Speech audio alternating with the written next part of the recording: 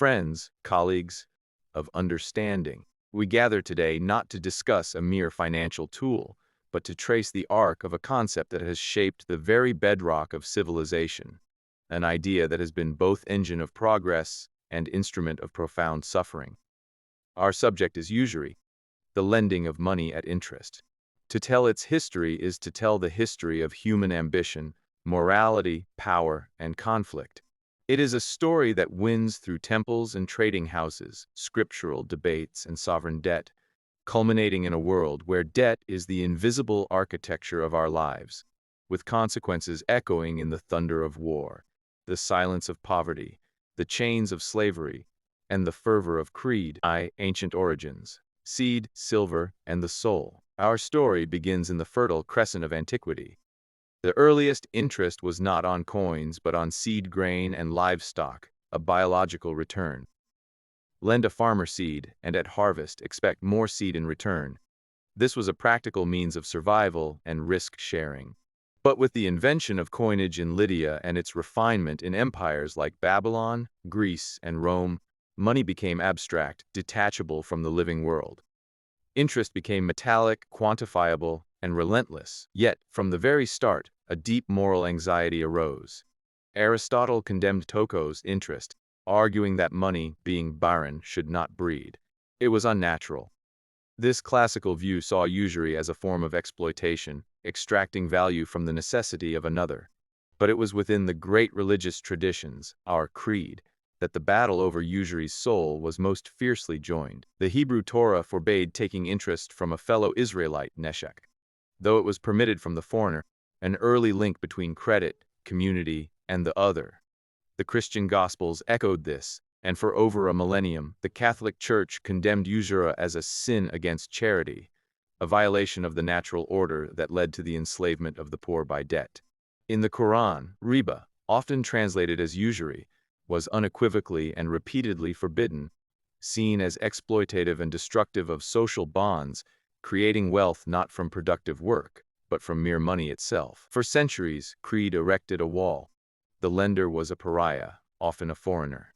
Jews, marginalized from many professions and land ownership in medieval Christendom, found in money lending a precarious, resented niche, a tragic irony that fused economic function with religious prejudice, storing up venom for later persecutions. The crack in the wall.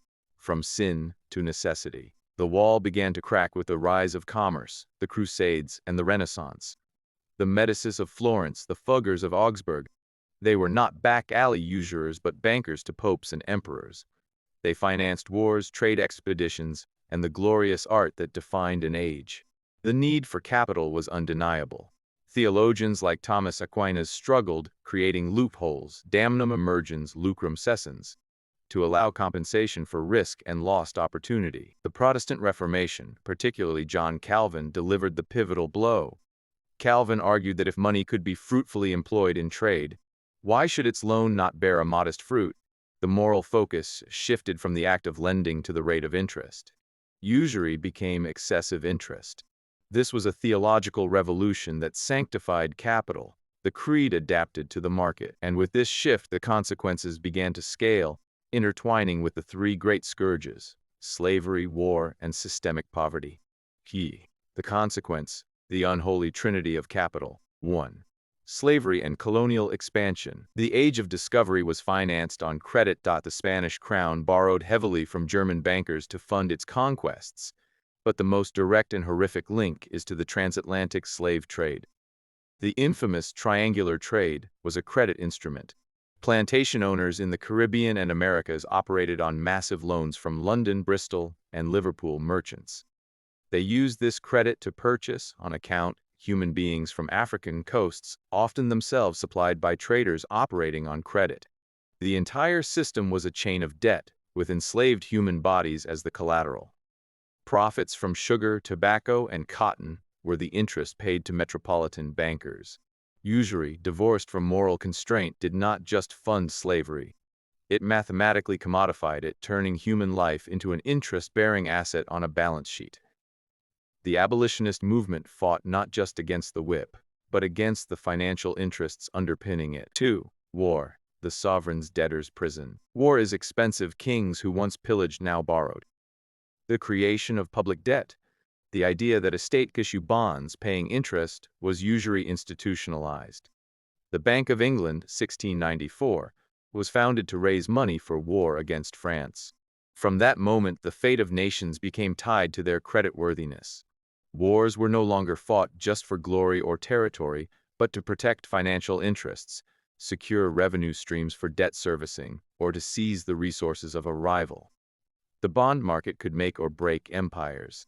The crushing war reparations imposed on Germany after WWI, a form of punitive, state-level usury, created the economic desperation that fueled the rise of Nazism and WWI. Modern conflict is often underwritten by sovereign debt, with interest payments draining national treasuries and fueling the very instability that leads to more conflict. 3. Structural poverty and the debt trap. As the prohibition on usury fell, that opened for the institutionalization of the debt trap for the poor.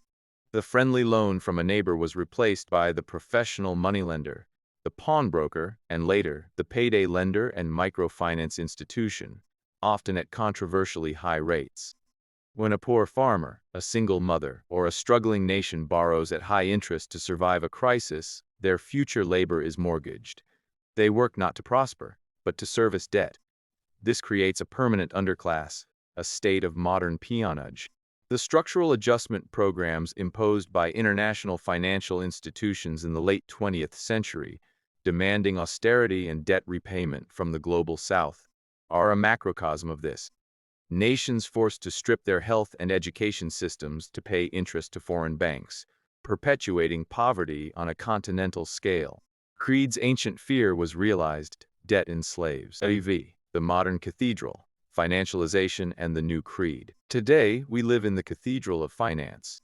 Usury has been renamed interest, yield, APR, return on investment. It is the sacred engine of our global economy. The creed is no longer purely religious, but a faith in growth, markets, and the efficiency of capital.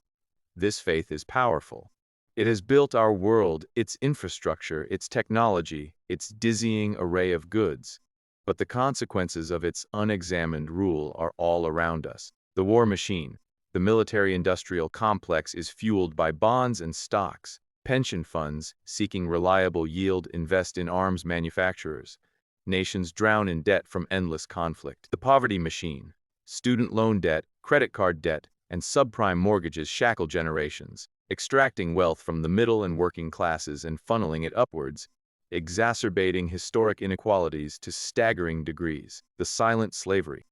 The bondage is no longer of chains, but of credit scores, of perpetual financial anxiety, of jobs held solely to service debts incurred simply to live. The creed of our time, our new theology, is economic rationalism. Its high priests are central bankers. Its original sin is default. Its heaven is liquidity. And its hell is insolvency. The ancient moral questions, what is a just return? What are the limits of extraction? Are often drowned out by the imperative of the market. 5. Conclusion. Toward a new reckoning. So where does this 5000-year history leave us? We cannot, and perhaps should not, return to a world without credit. The modern world is built upon it.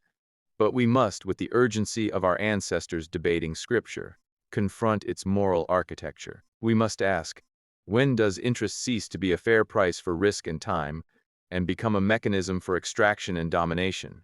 How do we break the lethal feedback loops where debt fuels war, war creates poverty, and poverty demands more debt? How do we prevent the financialization of every aspect of life, from education to healthcare to the environment? This is not a call to abolish interest, but to subordinate it to a higher morality than mere profit. It is a call to remember why every great wisdom tradition warned against its unchecked power. It is a call for laws that crush predatory lending, for international finance that forgives rather than impoverishes, for an economics that measures its success not merely in GDP, but in the liberation of human potential from the weight of debt. The history of usury is the history of a tool. Like fire, it can warm a home or burn a city. It can build a university or finance a slave ship. Its consequence for war, poverty, slavery, And creed has been profound because it taps into the very core of human power dynamics. Let us then end not with condemnation, but with conscious choice. Let us wield this powerful tool not as masters blinded by its gleam, but as stewards mindful of its ancient flames and its capacity both to create and to consume. Let us build a world where credit serves humanity, and not where humanity is sacrificed to credit. For in the final accounting, the interest we must care most about is not the one accruing in a bank, but the one we hold in each other's well-being, in justice, and in a shared future free from the tyrannies our past has so painfully revealed.